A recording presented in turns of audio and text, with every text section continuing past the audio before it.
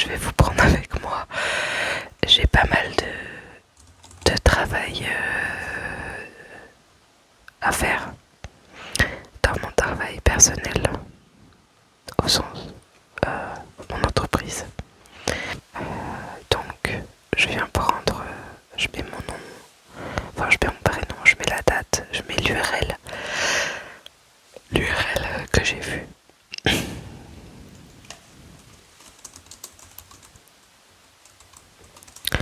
Et après je viens mettre le bug que j'ai observé. Et dans Excel vous avez une fonction qui permet, enfin vous avez pas une fonction mais un menu qui permet de rajouter l'image. Donc je fais insertion image dans la cellule, ce qui fait qu'après quand vous allez trier, vous aurez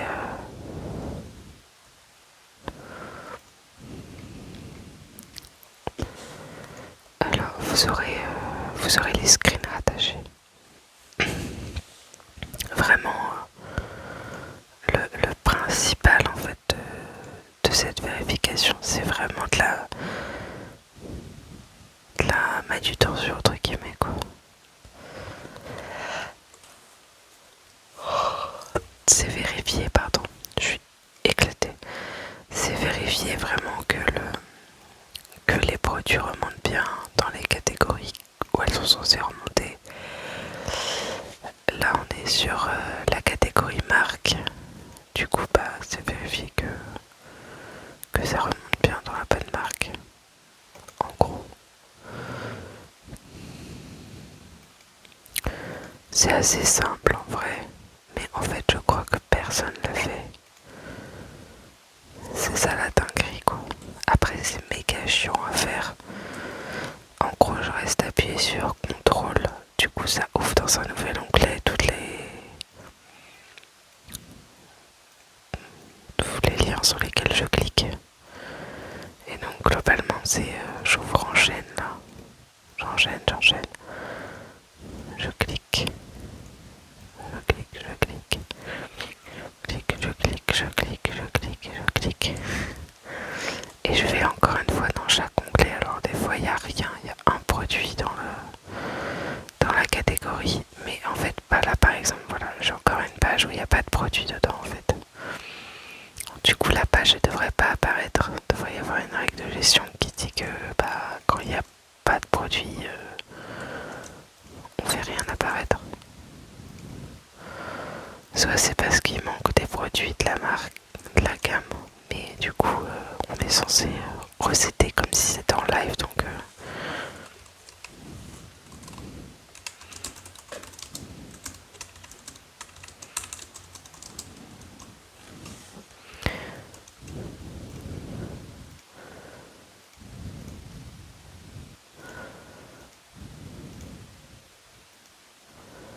je sais pas si ce que je fais est très accurate, mais pour moi il faut vérifier. Là il y en a encore une où il n'y a pas de produit.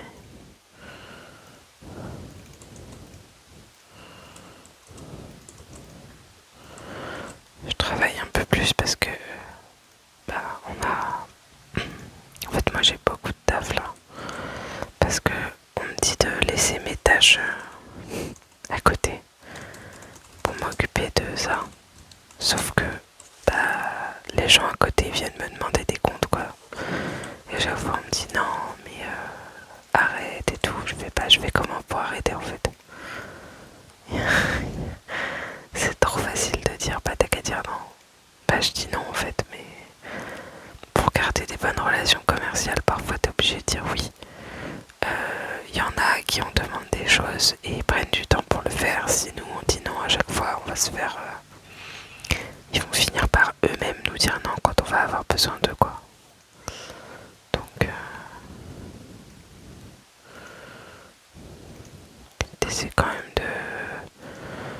de respecter. Enfin tiens encore, hein. Il y en a vraiment où il n'y a pas de produit derrière. Alors je sais pas pourquoi.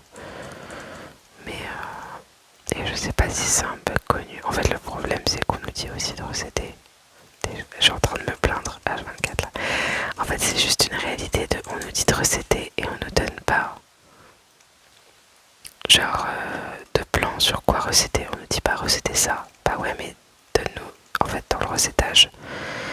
normalement, on a des user stories, des histoires d'utilisateurs en gros.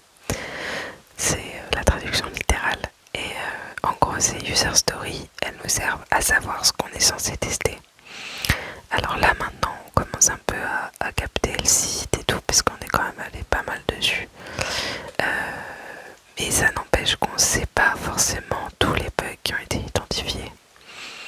Nous, moi je vais faire en gros, on va faire là quand nous on fait un recettage qu'on appelle utilisateur.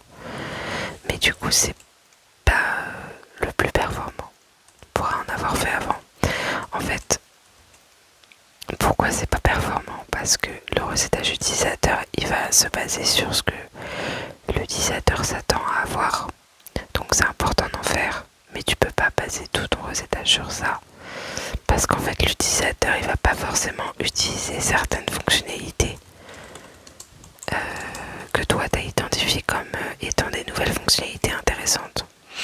Et donc en fait, quand tu fais un parcours d'achat classique, je dis n'importe quoi, tu vas te dire je vais rajouter des choses au panier et tu vas payer, en gros. Mais on te dit pas, alors il faudrait que tu cherches par catégorie, par filtre, etc. Parce qu'il y a tout ça qui existe. Et donc en fait, tu vas pas utiliser ces filtres-là, tu vas pas tester ces choses-là. Et enfin, globalement, tu peux pas tester ce que tu connais pas. Donc nous au début c'était très compliqué parce qu'on n'arrêtait pas de dire mais il nous faut en fait des user stories parce que il faut les rédiger, donc personne ne veut le faire. Mais en fait c'est trop compliqué quoi. Je vous jure qu'il y a énormément de pages où il n'y a pas de produit. Et en fait ces pages elles devraient pas remonter. Je comprends pas pourquoi. Ça remonte. En fait ça devrait pas s'afficher. Après moi je le réfléchis comme ça parce que j'ai fait du web par le passé. Enfin j'ai une formation dans ça. J'en ai fait par le passé à Groupama, notamment dans une grosse pause de Groupama. Bref. C'était il y a longtemps. Et c'était Cannes ou Groupama. Cannes, Groupama, je vais dire plein d'assurances. La paye assurance. Bref, et j'ai fait une formation de manière générale, donc j'ai eu mon diplôme j'ai fait une formation dans ce domaine, en fait, en gestion de projet web.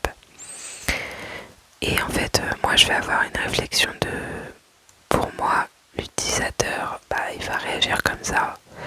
Et donc, il faut penser à ça. Donc là, quand je vous dis, en fait, si derrière les marques, il n'y a pas de produit, ça devrait pas apparaître.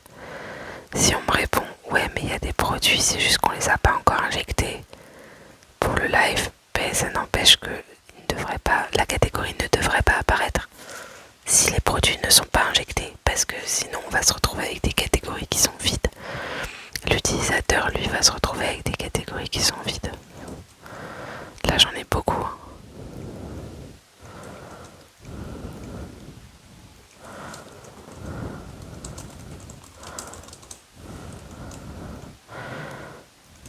C'est un peu horrible parce que tous les jours, genre, là j'ai l'impression qu'on n'a plus le temps.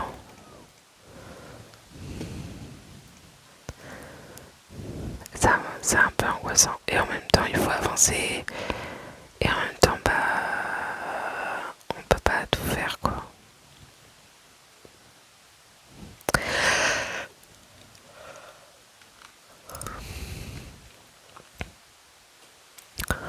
Il y a des trucs, c'est pas très logique, mais bon, écoute. Il y a des trucs vraiment, c'est basique et je ne comprends pas pourquoi. Là, je pense que je vais me concentrer sur ce qui remonte pas, en fait. Voilà, encore un. Je vous jure, il n'y a que ça. Mais, ouais. En fait, d'un point de vue technique, après, je sais pas si eux, ils en ont et que nous, on est au stade où on doit recéter notre avis en tant qu'utilisateur. Ça peut être une variante. C'est juste que du coup, moi qui ai fait de l'UX et de l'UI et j'utilise beaucoup, en fait c'est aussi ça, c'est que j'utilise beaucoup de sites de choses où je me dis ah mais ça c'est vachement pratique, et ça aussi, ça aussi. Et donc en fait quand je vois que on est à l'ancienne méthode des fois, alors qu'il y a des choses plus simples, qu'il y a des choses qui sont pas intuitives et tout, bah en fait je vais le dire directement. Et on va me dire ouais mais c'est pas prévu ça, bah ouais mais c'est l'utilisation commune de nos jours. Donc c'est un peu compliqué parce que on n'a pas forcément été... Attends mais attendez, c'était quoi ce produit là? Des fois j'ai des logos, c'est marqué Elos et c'est rangé dans 4. Ah, ils ont changé la marque. Mais pourquoi 4 ans il a... Attendez. Il y a ça aussi. Hein. Des fois c'est les anciennes marques. Ouais c'est ça. C'est le fournisseur. Oh il y a un micmac entre fournisseur et... Mon dieu. Ah bah je les ai signalés au début moi en plus. L'enfer. Écoute, c'est comme ça. 4 encore. Mais du coup, il y est dans Hellos aussi ou pas? Ah oui, il y est 2 fois.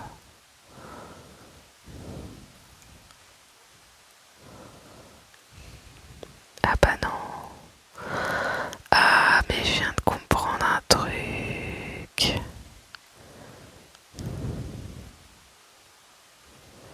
Attendez. Mais je l'ai même pas marqué ça. J'ai pas fait les E. Je viens de capter que j'ai pas fait les E.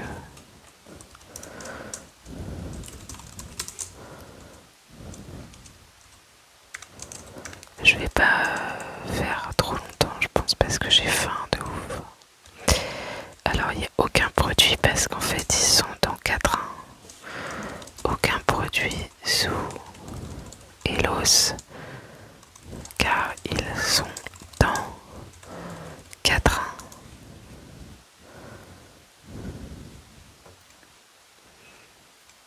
Punaise, je crois que j'ai pas fait les E. Oh, je suis éclatée. Je pensais avoir fait en fait. Mais y a rien là. Bon écoutez, je vais arrêter là le recettage, je pense. Je vais faire autre chose comme ça, vous allez voir une partie du boulot. Ah, je vous ai même pas dit. En gros, je suis chargé web marketing. Donc vous allez dire, mais pourquoi tu fais du web? Parce qu'on est polyvalent ici. Ouais, il faut que je revoie beaucoup de contenu en fait. Il y a des contenus que j'ai pas revus, des contenus, des pages qu'il faut que je revoie.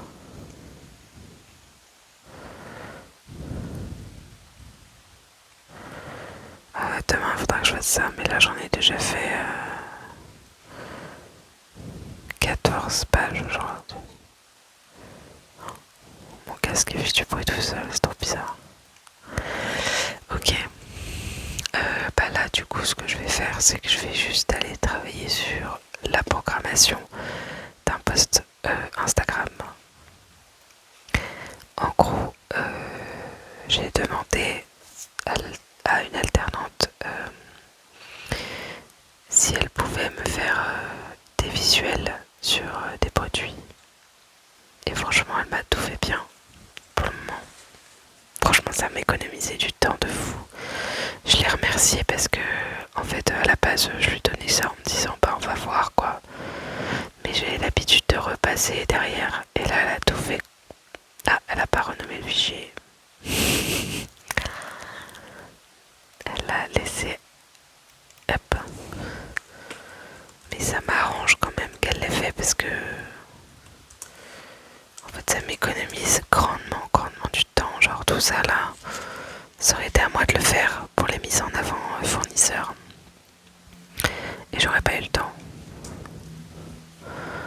Le seul truc c'est que elle colle pas, il y a des règles graphiques qu'elle suit pas, mais bon, c'est pas très grave. Je le fais.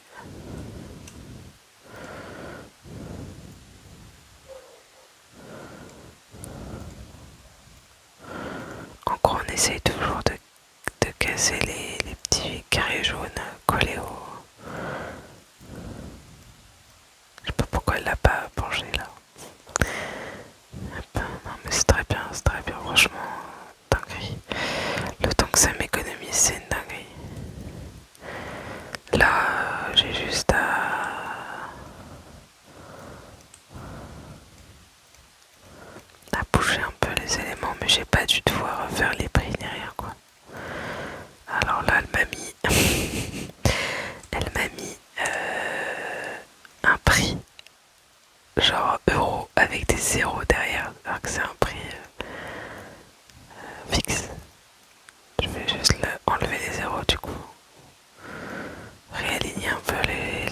parce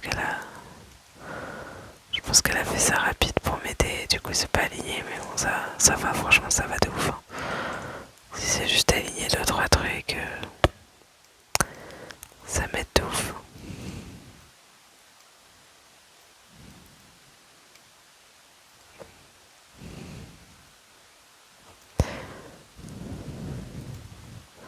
Des fois je me dis, est-ce que c'est moi qui suis genre hyper pointilleuse sur plein de trucs?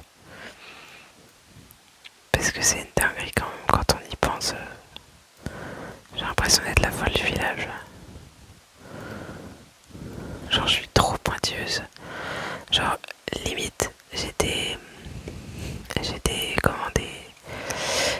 un collègue qui m'avait dit que j'étais très enfin pas procédurière, mais genre je trop dans le détail et tout. Enfin pas dans mon travail en fait, c'est ça le truc. C'est que c'était vraiment genre quand on me demandait de recéder, bah en fait j'allais remonter le moindre truc. Parfois il faut accepter l'imperfection pour lancer les choses, hein, mais c'est juste que bah forcément moi je suis comme ça. Et là des fois je vois des trucs et je me dis mais c'est pas possible que les gens les voient pas en fait. Après je le dis pas, enfin je dis pas aux gens mais c'est pas possible que tu le vois pas, parce que je me dis que ça peut vraiment casser la confiance en soi de quelqu'un. Genre pour le coup moi j'ai eu ça par le passé, une manageuse hyper toxique. Et en fait, genre je me souviendrai toujours, c'était limite la vanne. Un jour je fais un emailing en gros euh, pour, pour une communication. Et en gros, elle prend mon emailing, elle l'imprime et elle corrige au rouge sur les 7 pages qu'elle a imprimées. Parce qu'elle est imprimée en énorme. Et ça m'a traumatisée. Et pour vous dire, je trouve ça tellement traumatisant en fait que qu'après bah, j'avais plus confiance, et en fait après on finit par plus rien vérifier en fait. Quand vous êtes tellement habitué à avoir quelqu'un qui regarde derrière vous et qui vous dit que c'est pas bien, parce qu'en fait à chaque fois elle le disait d'une façon aussi où clairement ça donnait la sensation que c'était pas bien. Moi j'ai dit plein de fois à mon alternant, juste prends le temps, tu relis, etc. Et j'ai très vite arrêté de corriger au détail, parce qu'en fait corriger au détail ça peut être assez traumatique pour les gens en vrai. Donc j'ai très vite arrêté de faire ça. Et je lui ai dit bah il y a une erreur qui est par là, regarde, fais attention aux égards. En fait je lui disais l'erreur au global, mais je pointais pas l'erreur, et du coup c'est à lui d'aller vérifier. Parce qu'en soi moi ce que je fais c'est que je vais faire ça, je vais vérifier le moindre écart, le moindre truc. Donc mais c'est important, mais après c'est assez compliqué. Je comprends que ce soit assez compliqué pour les gens, mais moi j'avais vraiment, enfin elle m'avait détruit la moindre confiance en moi, c'était vraiment fou. Et en fait par la suite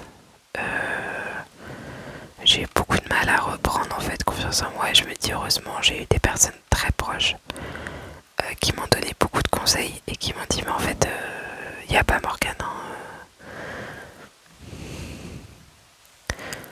et qui m'ont redonné confiance, qui m'ont ramené de la valeur aussi. Donc non, enfin c'est hyper important les mots qu'on choisit avec les gens en fait. Faudrait que, enfin franchement ça vaudrait tellement le nombre de trucs que cette personne elle a fait, ça vaudrait une vidéo entière. Mais c'est pour ça que là je suis contente que l'alternante elle ait pu faire les choses et tout, et que je la remercie pour son travail, même s'il y a des choses qui bougent un peu par rapport à ce qu'elle m'a donné à l'initiale.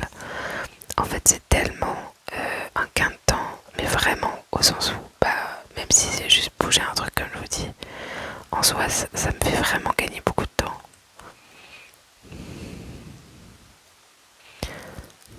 Et pourtant c'est une tâche, c'est pas très compliqué comme tâche, mais ça me fait vraiment gagner beaucoup de temps. Je vais juste vérifier que les références qu'elle a mises sont les bonnes. En gros, je lui ai donné les références et les photos des produits et le fond et elle a tout fait. Je pense que oui, mais je vérifie quand même parce que moi ça m'arrive même. Enfin, moi je vérifie pour moi donc je vois pas pourquoi je vérifierais pas pour les autres. Ça m'est arrivé de me tromper, pas là par exemple. Elle s'est trompée. Dans le titre aussi. Dans le titre. Rifteuse. Couchon d'ancrage. Ah bah c'est sexy comme. Ah purée, mais. Pardon, excusez-moi, je m'énerve.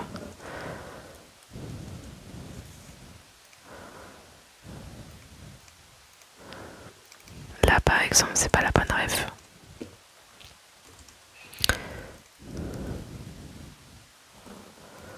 Mais c'est même pas le.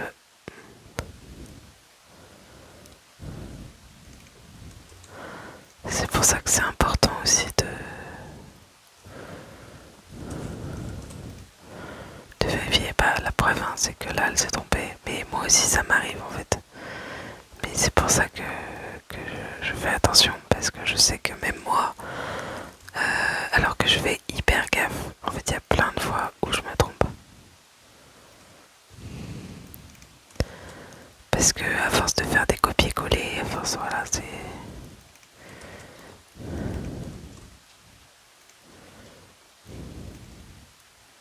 Bah, c'est très bien.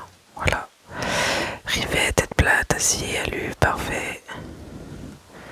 À partir de. J'ai ma petite photo. C'est nickel. Et pas de sa part. Et là, j'ai rien à faire à part ajuster quelques trucs en fait.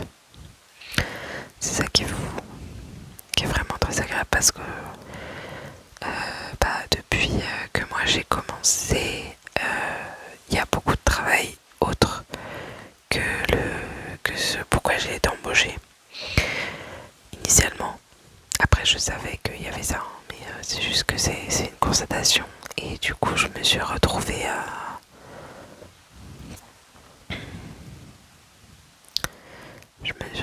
faire le travail que normalement on donne aux alternants. Ce qui n'est pas du tout rentable pour ma boîte, hein, mais parce que il y avait un besoin de faire les choses vite. Et du coup, je les ai fait vite, hein. Mais vraiment, là, elle m'a avancé de fou, hein. Elle m'a avancé toutes les mises en avant jusqu'à août. Donc, même si on est déjà début juin, en fait, à peu près toutes les 2 semaines, j'étais mise en avant. Donc là, ça va vraiment m'aider à avancer. Je vais aller juste regarder les dates de l'édito. Donc là, la marque que je vais mettre en avant, c'est Célite, ça s'appelle.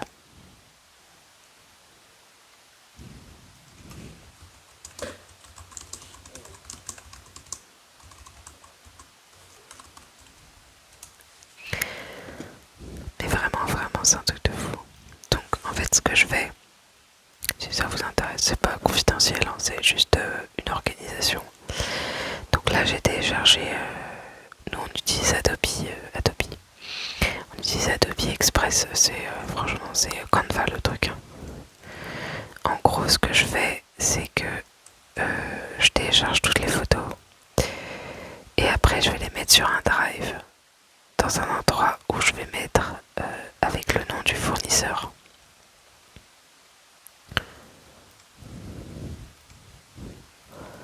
Pourquoi je fais ça? Parce qu'en fait, souvent, il y a des négociations qui sont faites, il y a des négociations comme dans tous les métiers, qui sont faites tous les ans. Et donc ça permet au chef de marché qui est concerné par la négociation d'avoir un certain nombre d'éléments et de dire on a fait ça, on a fait ça. Hop. Donc là, Instagram, c'est fait. Et je vais pouvoir du coup poster. Alors, si je regarde sur mon planning. Mon planning, mon planning.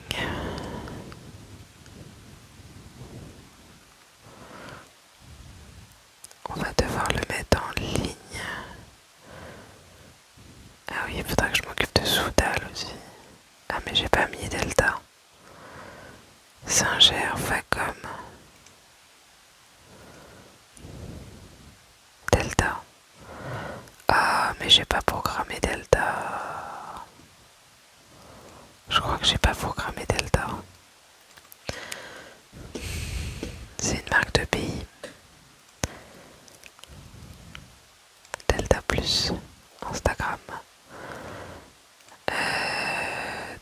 Donc Delta, ils étaient censés arriver en juillet.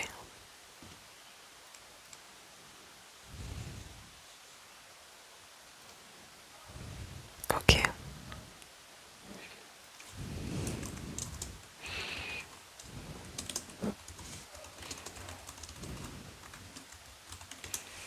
Alors je vais pas vous mentir qu'il y a beaucoup de choses que je reformule avec ChatGPT. Comme beaucoup, je pense. Du coup, normalement, doit y avoir les... Là, il y a Singer, mais il n'y a pas Delta. Ah mince. Ah mais c'est là. Attendez, comment peut ne pas y avoir Delta? Waouh. Il y a les chiens de mes voisins.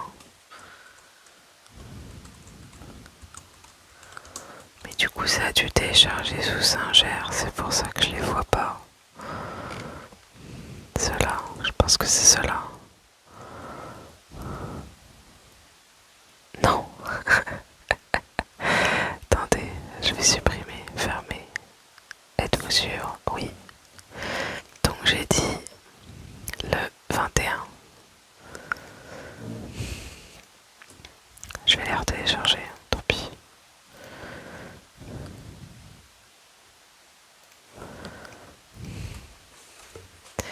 Je vais faire ça avant parce que c'est plus...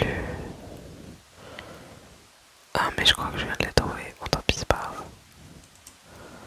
Hop. Hop. Hop.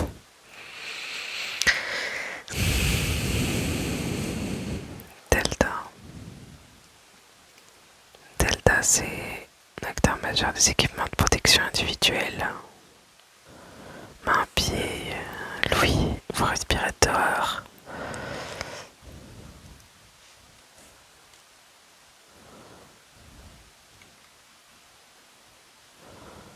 C'est assez bateau les textes qu'on met, mais bon, les gens lisent pas vraiment les textes sur... Voilà. Alors attendez, bah oui évidemment Morgane, le truc dont j'ai besoin d'accéder est pile derrière mon téléphone actuellement. Alors...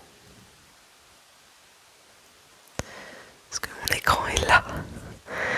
Donc, je le programme à 7h du matin. Et c'est bon.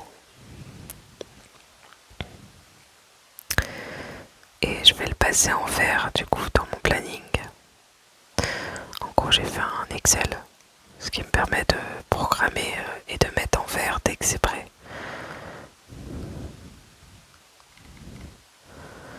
Je vais m'occuper également du coup de Zélite le 18 août.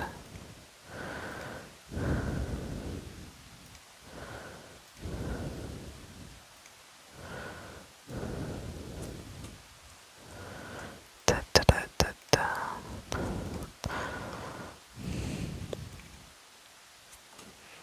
C'est assez rapide en vrai, parce que je vous dis les visuels, une fois qu'ils sont faits, je fais que gagner du temps en fait.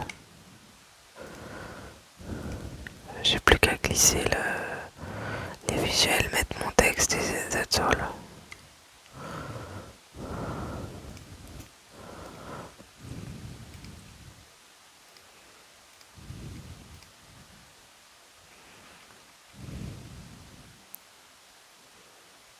On est le 4.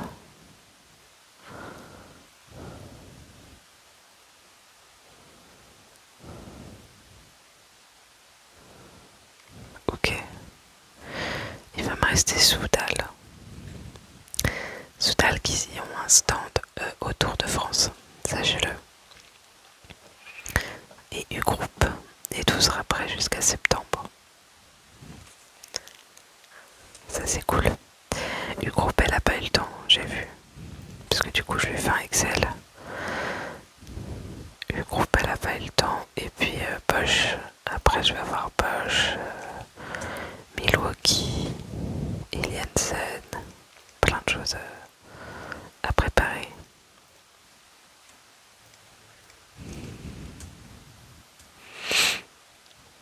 Et bah écoutez, c'était une petite vidéo. J'ai l'impression que c'est passé super vite.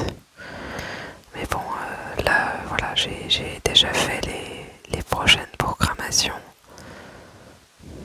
Ça va m'économiser du temps. Et bah écoutez, je vous souhaite à tous et à toutes, et à tous, une bonne soirée, une bonne nuit, si vous êtes déjà en train de dormir. J'espère que cette petite session de travail vous aura détendu. J'en avais déjà fait une avec le coréen.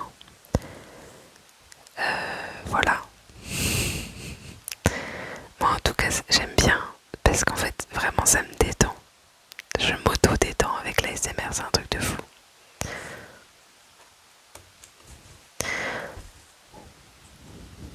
Je viens éteindre tout mon matériel. Et bien écoutez, je vous souhaite une